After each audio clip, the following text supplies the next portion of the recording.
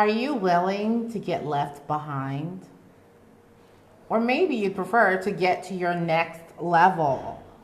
Hey, Cece Cheney here, and today I wanted to chat with you about this idea of what it takes to get to that next level, right? I'm actually doing a challenge with Dean Graziosi, and so I'm going to be sharing some of my notes from that with you today because I think it's really powerful. We're in an interesting space and time right now where a lot of people are realizing that they weren't necessarily set up for a time like this, right? Anybody expecting a quarantine to happen before it happens, right? Most of us were not prepared. And some people realized very quickly that they weren't prepared financially for this type of thing. Businesses realized that they weren't prepared to continue to do business in times like this. People are realizing over and over that they can get left behind. People are being left behind. And if you don't want to be those people who are looking around at everybody else continuing to succeed or reaching their goals, if you don't want to be left behind, then there's one thing that you really want to be doing. There's one change you really want to make. And so Dean quoted Tony Robbins, so I'll quote Tony as well. He says, if you can change your thoughts, you can change your life. Now, I know you've probably heard that before, but do you really get it? Right? Like, let's just be honest for a second. Do you really get it? I'm going to be honest with you. I've heard that over and over and over for a really long time. And I only really started digging into my mindset in the last couple of years. And now I recognize that the things going on up here are not the things that I had going on back in the day. Right?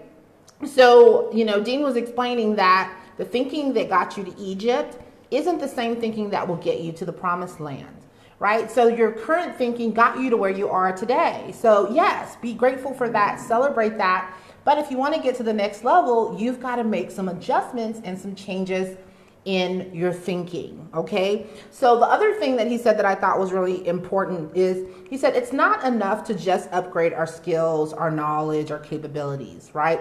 And I think that a lot of people are definitely in that phase right now, which is amazing, right? People have a little bit more time. I was talking to a woman just yesterday in my business who's like, man, I've had time to really just take some courses and work on some skills, and it's been really great for her, right? She's been working on her skill set. Now, that's great and that's awesome. We always want to be improving, but what about your mindset? We have to also upgrade our thinking. So he says, how do you do that, right? So I'm going to share 3 steps that he shared with us today, right? So the first step that he shared is all about identifying stories that get in the way of you creating the success that you want, right? The stories that keep you from getting to that next level.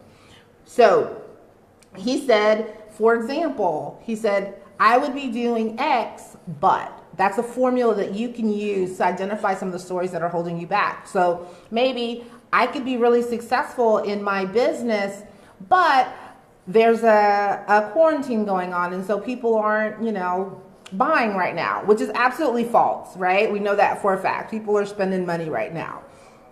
Or maybe I would be eating healthier, but I just can't afford it, right? What's the story that you're telling yourself that's keeping you from getting to that next level?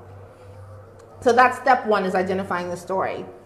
Step 2 is then finding proof that it's not true, right? So, for example, if you were talking about businesses that aren't